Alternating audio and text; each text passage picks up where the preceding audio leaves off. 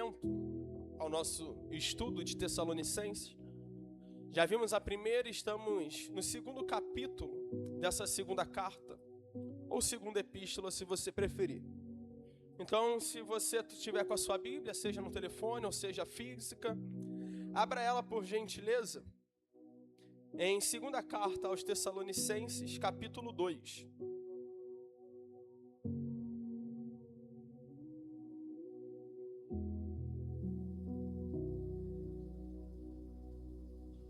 Se alguém quiser ir ao banheiro e beber água, pode ficar à vontade também. Se precisar de ajuda, levante as suas mãos, para que algum obreiro vá até você.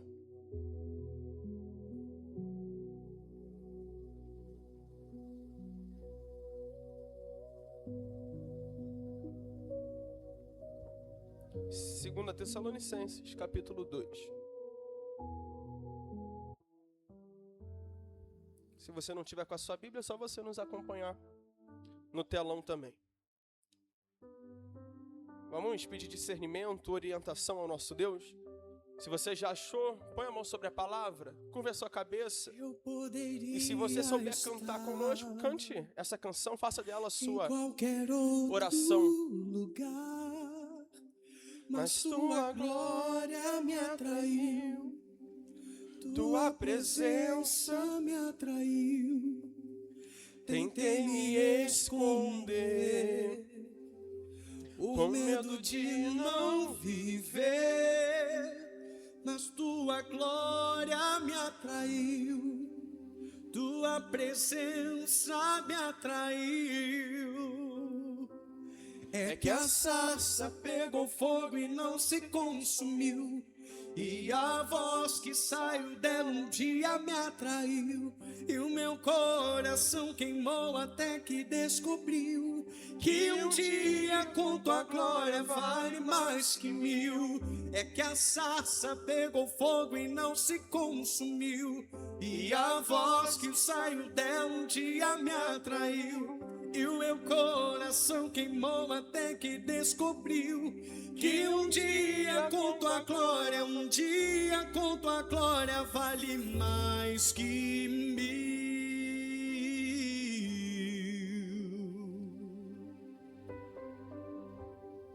Senhor, isso é verdade, conforme a tua palavra ela nos diz, que mais vale um dia nos teus átrios do que 1000 fora.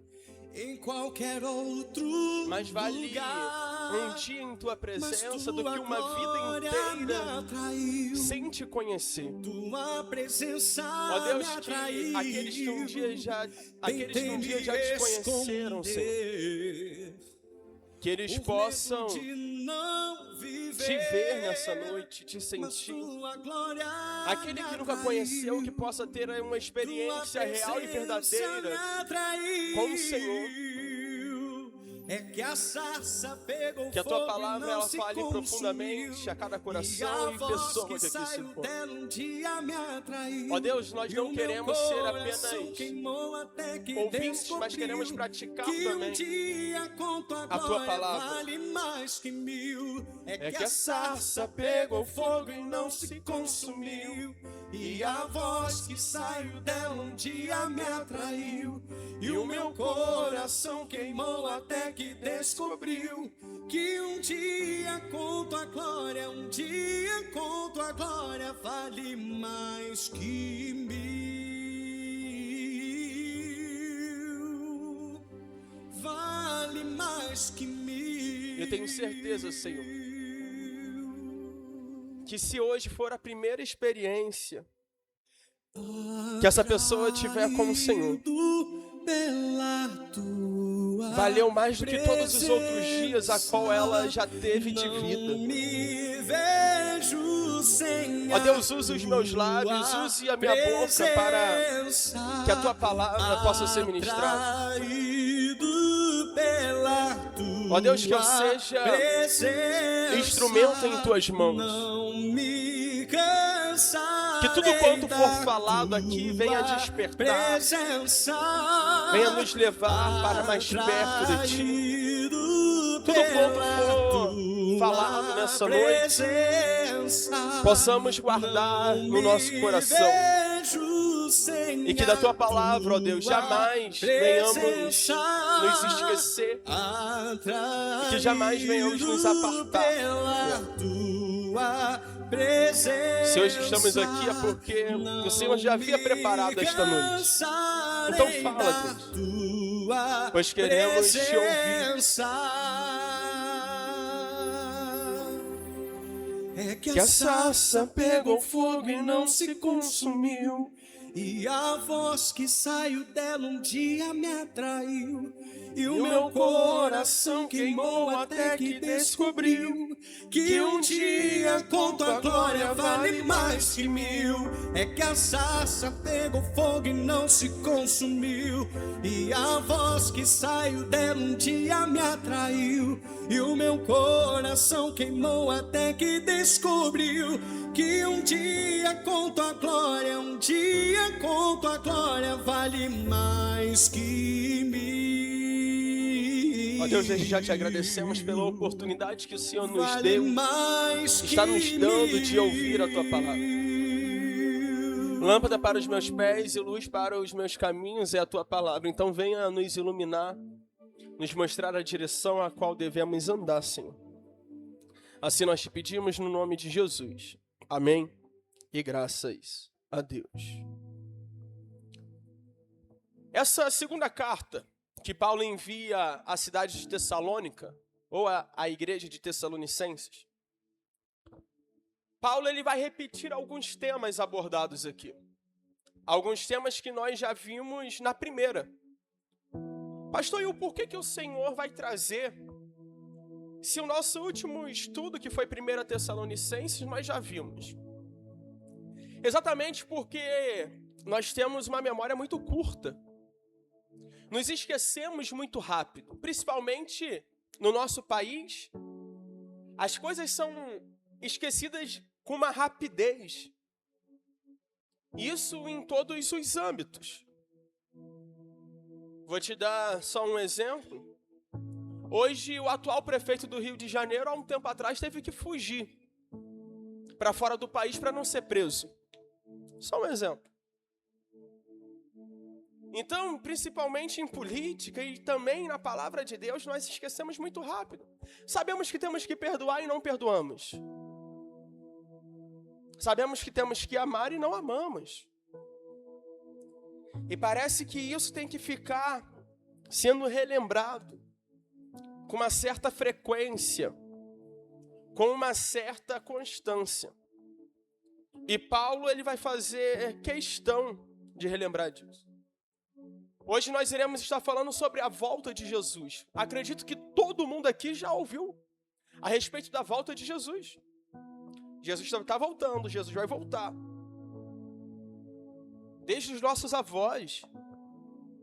Aliás, a Bíblia nos mostra que esse tempo é muito maior. Desde a morte de Cristo, a qual ele veio e morreu, se espera ele voltar para buscar a igreja. E isso faz cerca de 2000 anos. Mas uma coisa eu sei, ele vai voltar. Quando? Não sabemos exatamente. Mas se tem sinais. E é isso que nós veremos. 2 Tessalonicenses, capítulo 2, o título A Vinda do Senhor. A revelação da apostasia, o homem da iniquidade. O verso 1, Paulo vai dizer assim: irmãos, no que diz respeito à vinda de nosso Senhor Jesus Cristo e a nossa reunião com Ele, nós vos exortamos a que não vos demovais da vossa mente, ou a que vocês não se esqueçam com facilidade, nem vos perturbeis ou fiqueis preocupados, quer por espírito, quer por palavra, quer por epístola, como se procedesse de nós, supondo tenha chegado o dia do Senhor. Olha aqui um instante, por gentileza. O que Paulo está falando? Ele está dizendo, está deixando claro, que a respeito da vinda de Jesus, ele já havia falado. Tanto na primeira epístola, na primeira carta que ele envia a essa igreja, como também o período que Paulo ficou presente com eles. Paulo já havia falado da volta de Jesus. Você não precisa abrir, não. Só coloca na tela, por gentileza, a primeira carta de Tessalônica, capítulo 5. 1 Tessalonicenses 5. Coloca na tela, por favor.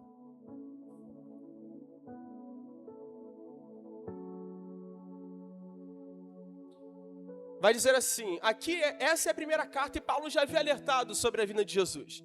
Irmãos, relativamente aos tempos e às épocas, não há necessidade de que eu vos escreva.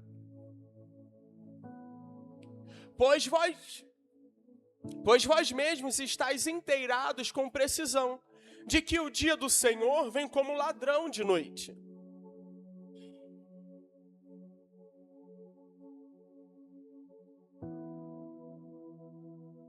Quando andarem dizendo paz e segurança, eis que lhes sobrevirá a repentina destruição.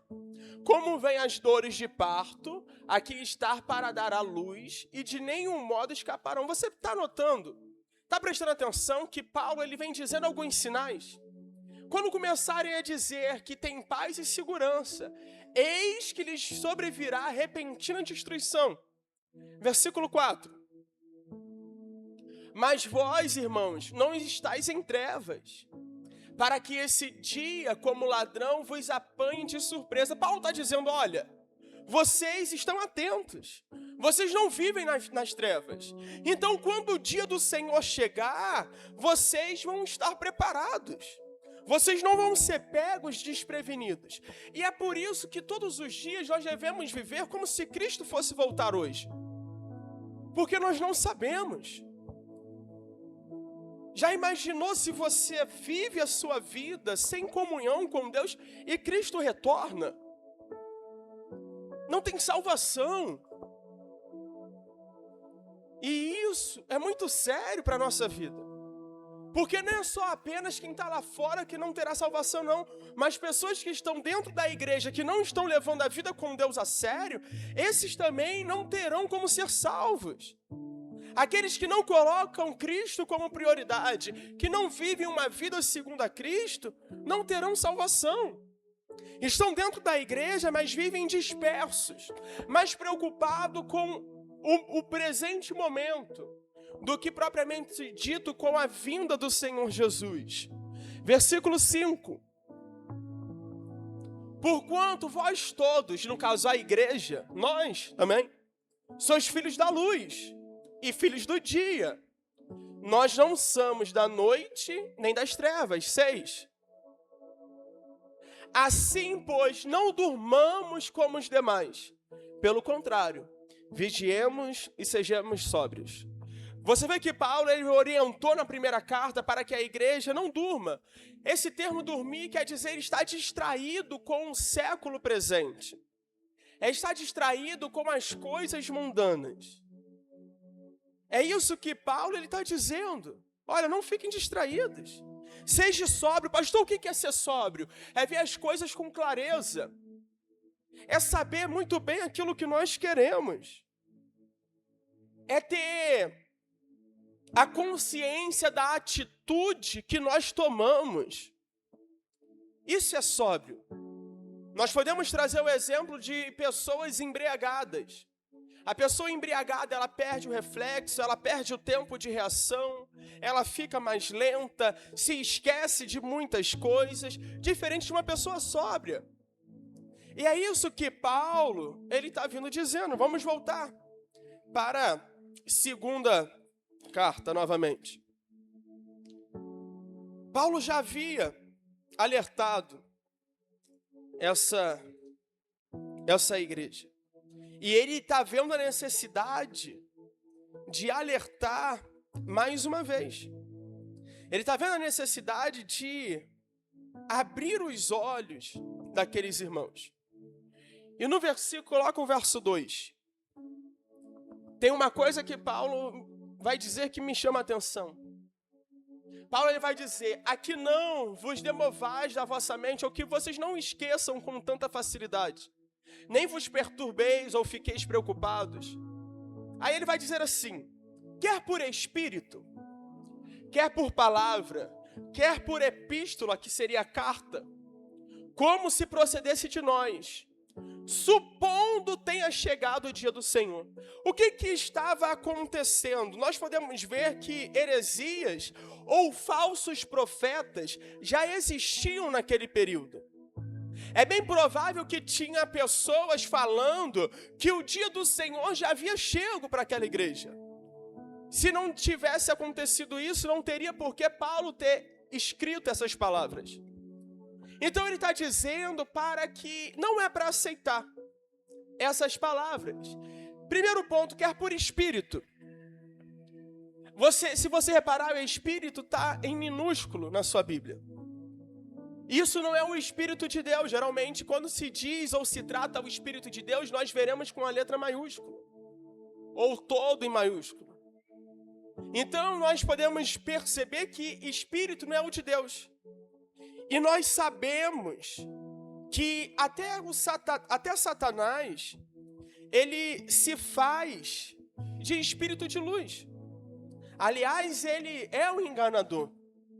Então, por isso que Paulo, nem que seja um espírito, ou alguém por palavra, e ainda que alguém escreva cartas, epístolas, como se procedesse de nós, como se fosse eu enviando a vocês, ainda que alguém se finja, ainda que alguém se passe por mim, dizendo que o dia do Senhor chegou, vocês não devem aceitar. Porque quando o dia do Senhor chegar, nós teremos sinais. O dia qual o Senhor chegar, nós veremos os sinais, claro, aqueles que estiverem atentos. E esse pensamento tinha se infiltrado dentro da igreja de tal maneira que muitos dos membros da igreja estavam parando de trabalhar, estavam vendendo as suas casas, as suas propriedades ou os seus bens até. Porque eles diziam, o dia do Senhor já chegou. E de fato, se o dia do Senhor já chegou, para que vamos trabalhar? Para que iremos ainda ter os nossos bens? Eu não preciso de casa, já que Cristo prometeu que na casa do meu Pai há muitas moradas. Eu não preciso trabalhar também. Então esse pensamento foi tão forte que era isso que estava acontecendo na igreja. Pessoas não apenas deixando de trabalhar para si, para o seu sustento, mantimento. Tinham pessoas vendendo os seus bens, propriedades, animais. E também tinha pessoas que pararam completamente de trabalhar quando se diz a pregação da palavra. Se o dia do Senhor já chegou, para que eu vou pregar para as pessoas? Realmente isso não faz sentido. Mas esse pensamento era tão forte que tinha pessoas pensando assim. Talvez hoje, esse pensamento, eu e você, bem sabemos que Cristo não voltou ainda. Eu acredito que todos aqui pensam assim. Tem essa ciência de que o Senhor Jesus ainda não voltou. Mas quantos de nós também não estamos parados quando se diz em respeito à pregação do Evangelho? A pregação da palavra de Deus. Uma vez que nós fomos chamados para salvar, uma vez que nós temos a responsabilidade de pregar a palavra de Deus a toda criatura. O papel de pregar, de levar o evangelho, não é apenas do pastor, do presbítero, diácono, apóstolo, bispo, obreiro. Não! Mas a função de pregar a palavra, o evangelho de Deus, é de todos aqueles que um dia já receberam. Eu acredito, eu tenho plena convicção de que 99% aqui já recebeu a palavra de Deus. Já conhece o caminho. Ainda que seja superficial. Eu tenho plena convicção disso. E uma vez que nós conhecemos, nós devemos pregar a palavra que um dia nos alcançou. Uma vez que nós conhecemos, nós devemos levar o evangelho de Cristo a toda criatura. Não fique parado. Enquanto Cristo não voltar, nós temos que trabalhar. Enquanto Cristo não voltar, nós temos que pregar, anunciar as boas novas. Versículo 3 vai dizer: ninguém de nenhum modo vos engane. Olha o que Paulo está alertando. Porque isto não acontecerá sem que primeiro venha a apostasia e seja revelado o homem da iniquidade, o filho da perdição. Então nós podemos ver ali, principalmente, 2 sinais. Antes de Cristo vir, a apostasia vai ter que ser nítida e o homem da iniquidade ele vai ter que ser revelado. Pastor, o que é a apostasia? Apostasia significa um esfriamento repentino. Vai ser um esfriamento em massa da igreja. Os cristãos, aqueles que antes seguiam, adoravam ao Senhor, em massa vão parar de fazer isso. Igrejas vazias. As pessoas não vão querer mais congregar, não vão querer mais cultuar a Deus. E poucos que ficarão.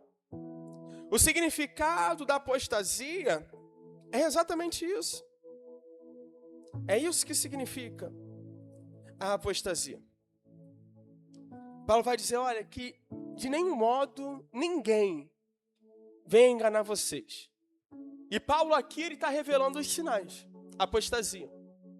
E que seja revelado o homem da iniquidade. Pastor, o que é o homem da iniquidade? Hoje nós conhecemos, para ficar de mais fácil entendimento, como o anticristo.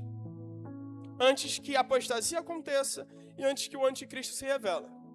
São os sinais. Isso terá que acontecer para que Cristo retorne. Isso terá que acontecer para que Cristo volte. Esses são os sinais. Coloca na tela, por gentileza, 2 Coríntios, segunda carta aos Coríntios, capítulo 11, versículo 14. 2 Coríntios 11, 14. Você não precisa abrir sua Bíblia, não. 2.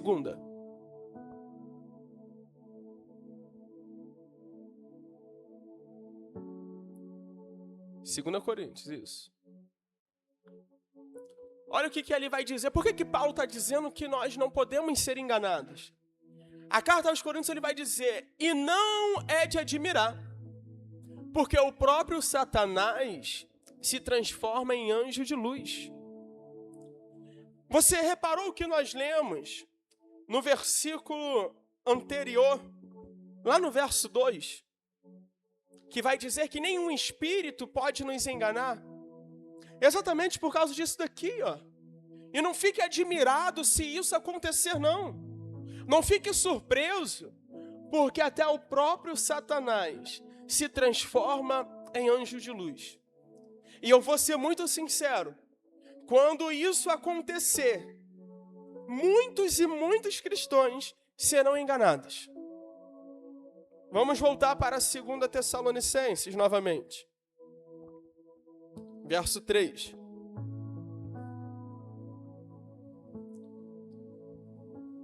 Ninguém de nenhum modo vos engane, porque isto não acontecerá sem que primeiro venha a apostasia, o esfriamento repentino, e seja revelado o homem da iniquidade, o filho da perdição. Hoje, muitos de nós esperamos um grande avivamento. Hoje, de uma certa forma, a igreja, no modo geral, espera um grande avivamento para Cristo voltar. Só que a Bíblia ela vai dizer exatamente ao contrário. A Bíblia não está dizendo que vai acontecer um avivamento na igreja. A Bíblia está nos mostrando que vai acontecer um esfriamento. Vai acontecer apostasia. E não um avivamento. Versículo 4 vai dizer, o qual se opõe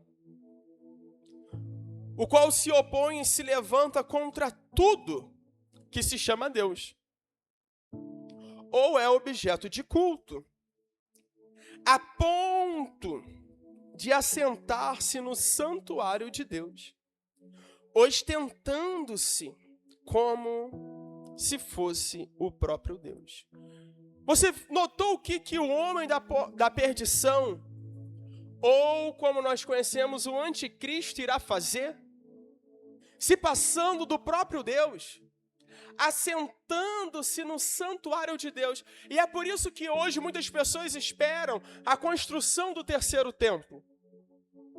É por isso que hoje muitos dizem, quando o terceiro templo for construído, quando os judeus voltarem a adorar a Deus lá em Israel, lá em Jerusalém, no templo, é um dos sinais de que Cristo está voltando, de que a volta de Cristo está mais próxima.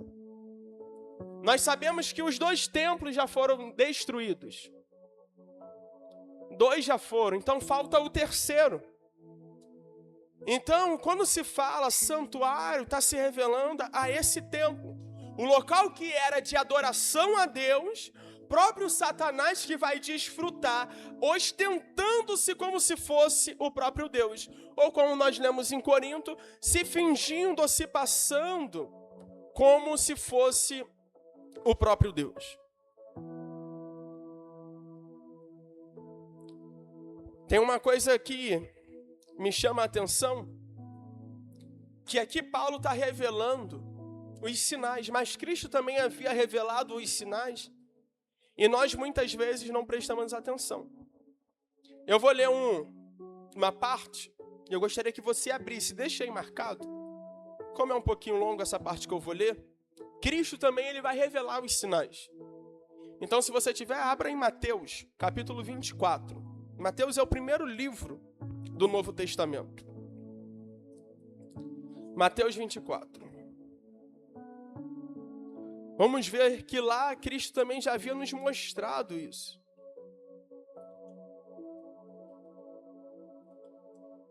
Cristo também já havia revelado. Mateus capítulo 24.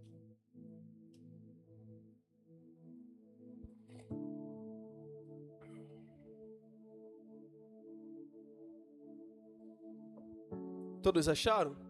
Mateus 24. Olha o que o Senhor Jesus ele vai dizer. Tendo Jesus saído do templo, ia se retirando, quando se aproximaram dele os seus discípulos para lhe mostrar a construção do templo. Ele, porém, lhe disse: não vede tudo isso? Em verdade vos digo que não ficará aqui pedra sobre pedra, que não seja derribada. No Monte das Oliveiras, achava-se Jesus assentado quando se aproximaram dele os discípulos. Em particular, eles perguntaram: dize-nos, quando sucederá estas coisas? E que sinal haverá da tua vinda e da consumação do século? Os discípulos vão até o Senhor Jesus e vão perguntar: olha, nos revele agora quando o Senhor virá e nos revele quais os sinais que terá quando a sua vinda, quando o Senhor for vir em glória. Verso 4. E ele respondeu: vede que ninguém vos engane, ou não deixe que ninguém engane vocês. Mesma coisa que Paulo falou.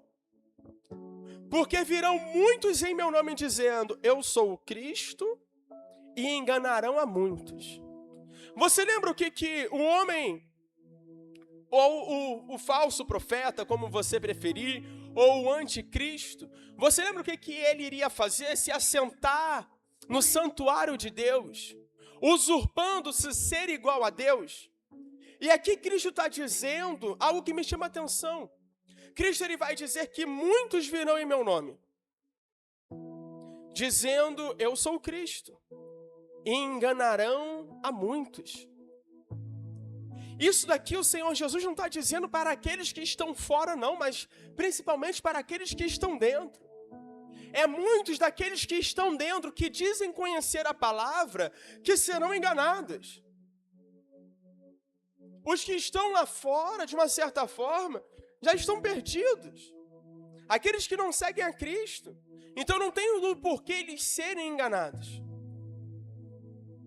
Agora olha aqui. Verso 5 vai dizer: e certamente ouvireis falar, olha os sinais, de guerras e rumores de guerra. Vede, não vos assusteis, porque é necessário assim acontecer. mas ainda não é o fim.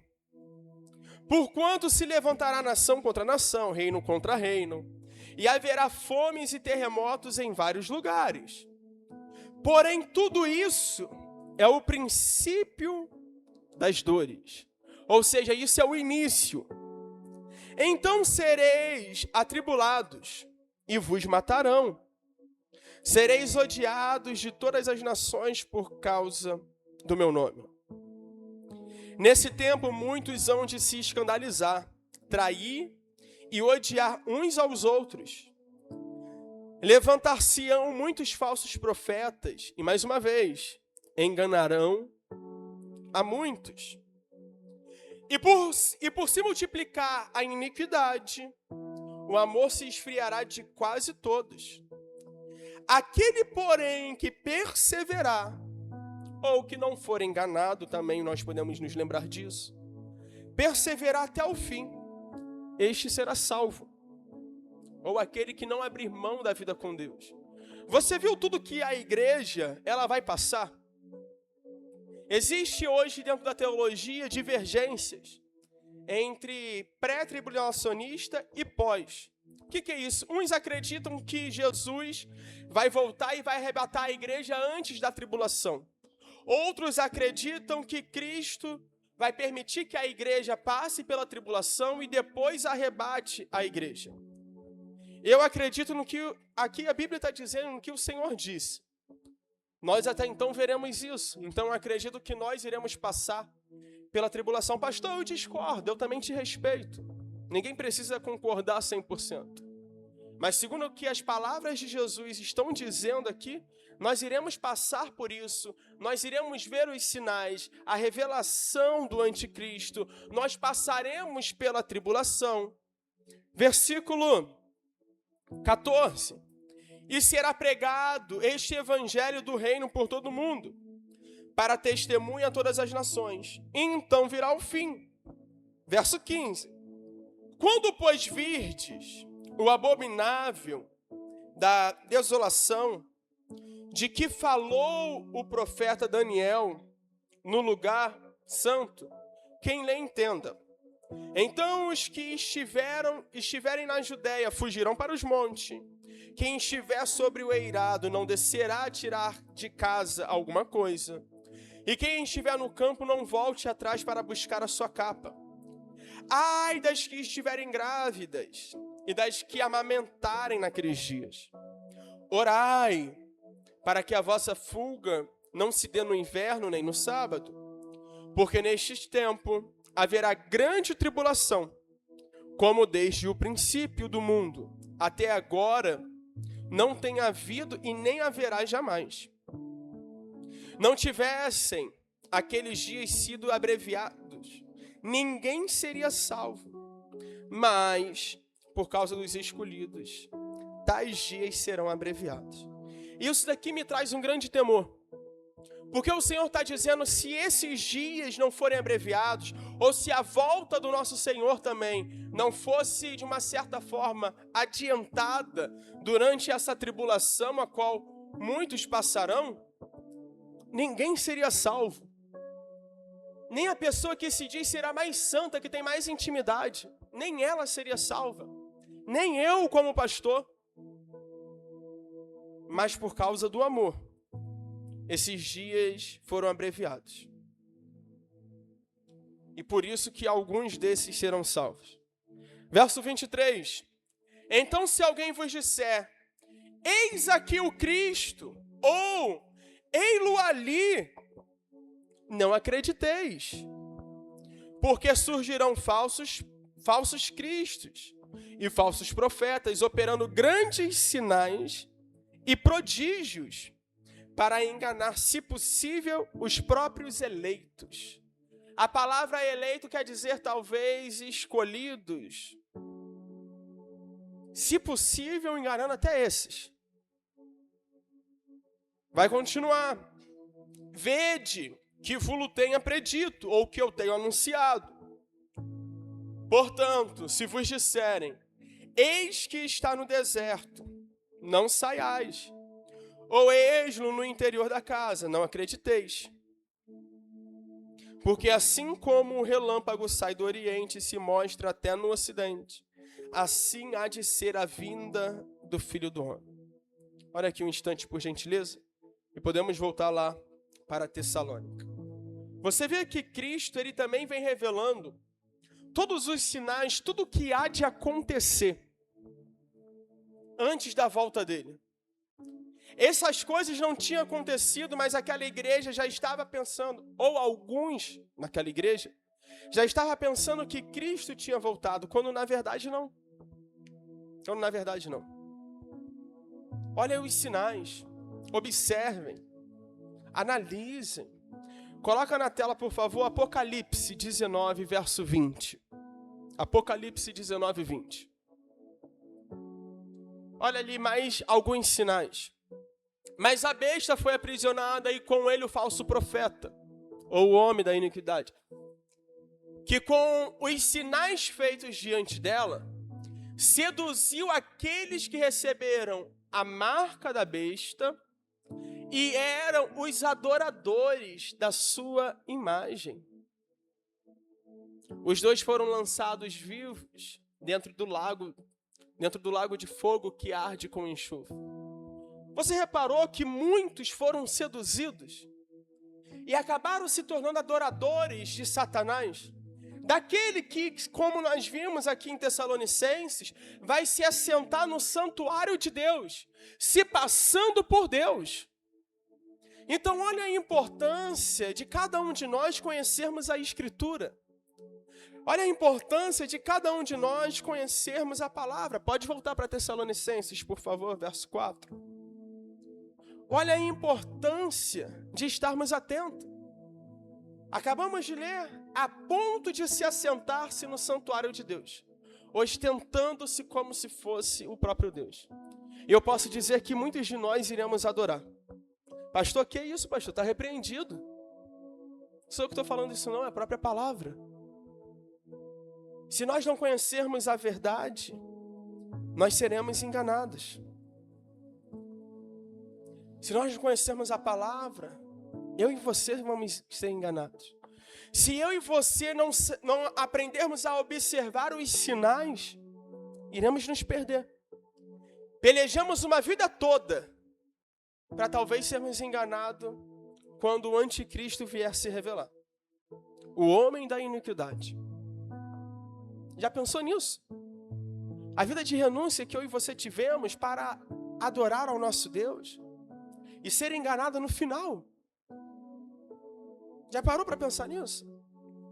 Versículo 5 vai dizer: não vos recordais de que ainda convosco, ou quando eu estava presente com vocês, eu costumava dizer essas coisas? Você vê que aqui é a terceira vez, pelo menos que nós saibamos, que Paulo está se falando, ou está lembrando dessa igreja da volta de Jesus. A terceira vez. Ele está dizendo aqui, ó, vocês não se lembram que quando eu estava com vocês presente, eu já dizia essas coisas? Eu já alertava da volta de Jesus? Então, quando Paulo esteve presente, na primeira carta nós lemos, Paulo também alertou sobre a vinda de Jesus, e agora na segunda carta, por 3 vezes, Paulo está alertando. Verso 6 vai dizer: e agora, sabeis o que o detém, para que ele seja revelado somente em ocasião própria. Com efeito, o mistério da iniquidade já opera e aguarda somente que seja afastado aquele que agora o detém. Nós podemos ver que aqui está se falando do mistério da iniquidade, ou a mesma coisa que o homem da iniquidade. O projeto do anticristo já está preparado, só não se revelou ainda porque algo detém. E é bem provável que nós possamos entender que o que detém disso acontecer é o Espírito Santo que ainda está entre nós. É o Espírito Santo que habita em mim e em você. Pois quando o Espírito Santo for tomado, tudo isso vai acontecer, o anticristo será revelado. Nós bem sabemos que a luz não há compatibilidade com as trevas. Então, somente quando o Espírito de Deus for tomado ou retirado, é que essas coisas poderão acontecer. Então, nós devemos ficar atentos. Nós podemos ver com muita clareza. Com efeito, o ministério da iniquidade já opera, ou já está pronto, e aguarda somente que seja afastado ou retirado aquele que agora o detém. E esse que está detendo ainda é o Espírito de Deus. Verso 8. Então será de fato revelado o iníquo, o homem da iniquidade, a quem o Senhor Jesus matará. Nós vimos em Apocalipse.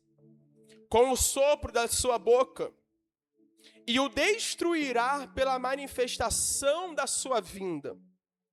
Ora, o aparecimento do iníquo é segundo a eficácia de Satanás, com todo o poder e sinais e prodígios de mentira, e com todo engano de injustiça aos que perecem, porque não escolheram o amor da verdade para serem salvos. Pastor, o que isso significa? Porque não escolheram o amor da verdade para serem salvos. Aqui está se referindo ao próprio Senhor Jesus. Quantos ainda não escolheram Cristo como seu Salvador? Cristo, ele vai dizer: eu sou o caminho, a verdade e a vida.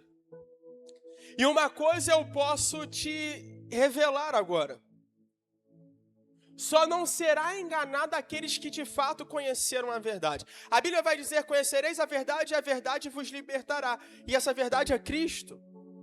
Você já deve ter passado por uma experiência de já saber a verdade de uma determinada ocasião, mas você pergunta para aquela pessoa só para saber qual é a resposta dela. Você já sabe de tudo, mas você vai lá e pergunta: e aí, como que foi? E eu tenho certeza que talvez você já passou por essa experiência. Mesmo você sabendo toda a verdade, a pessoa está mentindo na sua cara.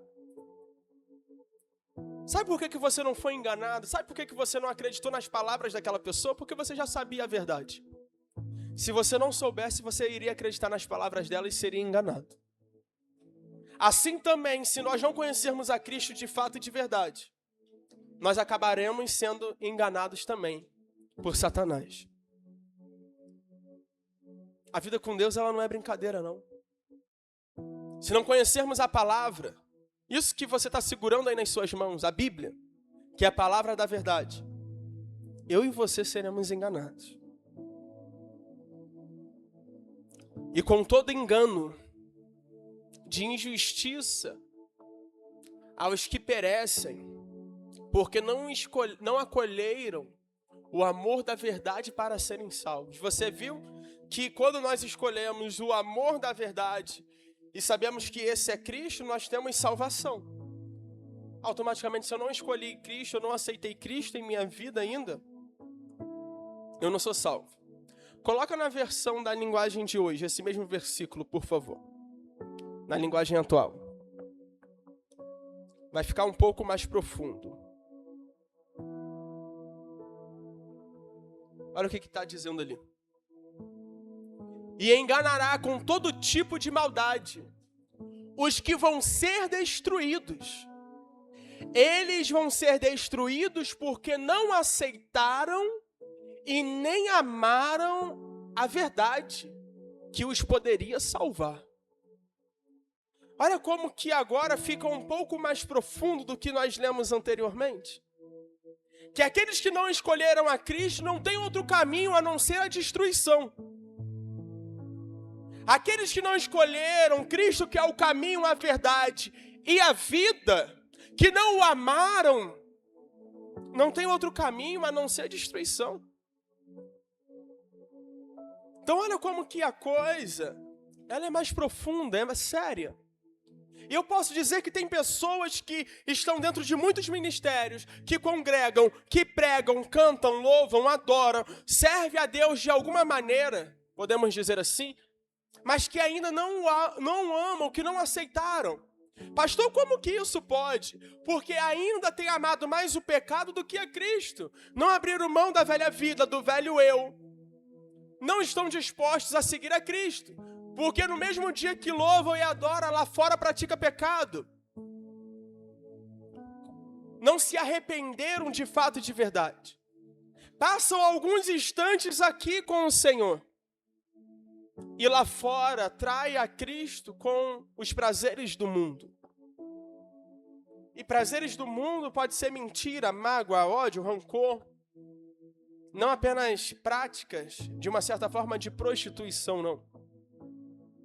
Roubo com mentira. Tudo isso são os prazeres que o mundo nos oferece.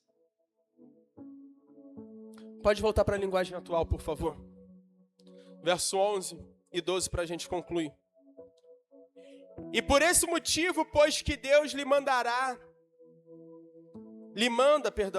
manda a operação do erro, para darem crédito à mentira, a fim de serem julgados todos quantos não deram créditos à verdade.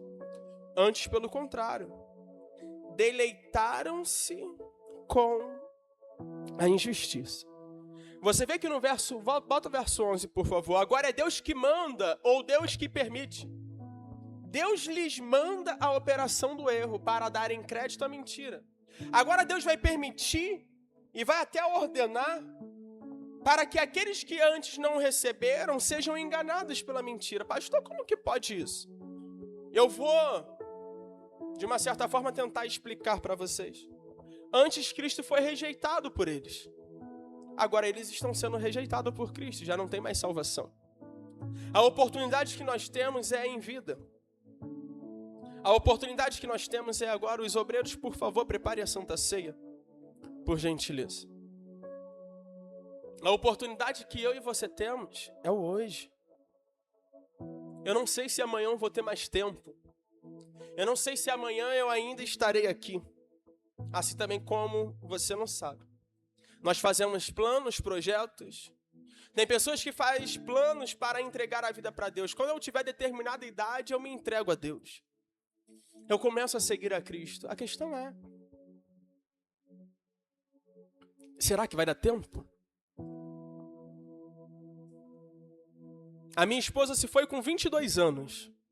Jovem. Graças a Deus ela se entregou a Cristo. Ela vivia para Cristo.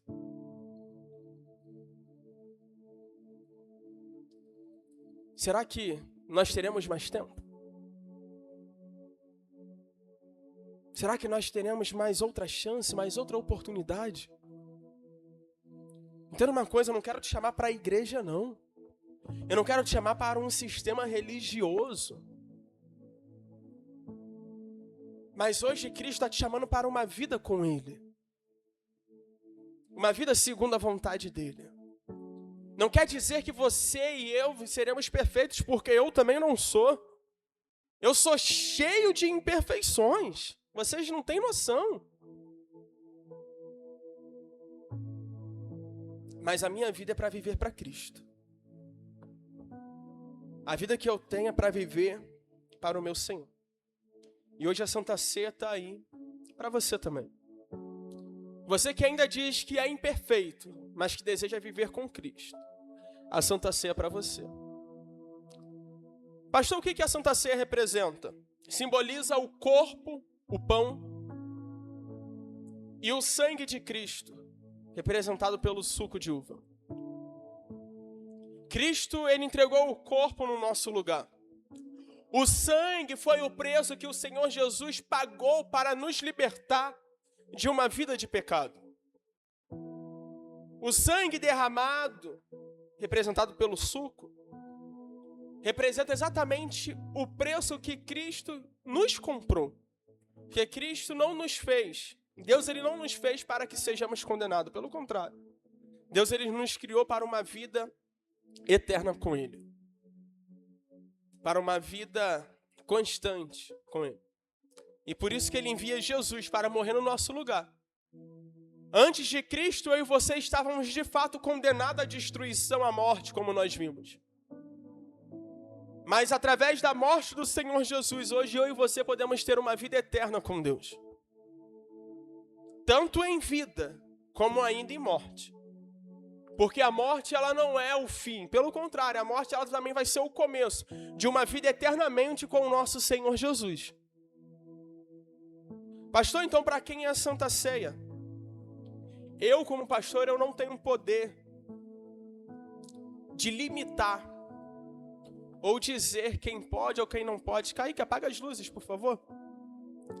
Dizer quem pode ou quem não pode, quem deve ou quem não deve participar da ceia. Eu não tenho esse poder.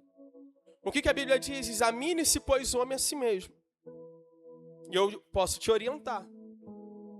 Se hoje você de fato quer viver uma vida com Deus, você não precisa congregar aqui na nossa igreja. Mas se você deseja de fato ter uma vida com Deus, a Santa Ceia pode ser para você. Ou a Santa Ceia para você. Agora, se você diz, pastor, realmente, eu não quero. Pode apagar, por favor. Eu não quero viver com Deus ainda. A escolha é sua. A Santa Ceia será servida a todos, sem exceção. Se você desejar uma vida com Deus, a Santa Ceia é para você. Então receba a Santa Ceia nas suas mãos. E assim que você receber, se coloque de pé no nome de Jesus. Os obreiros podem servir, por gentileza. Assim que você receber a ceia, aproxime ela do seu coração e feche os teus olhos. Em o nome de Jesus.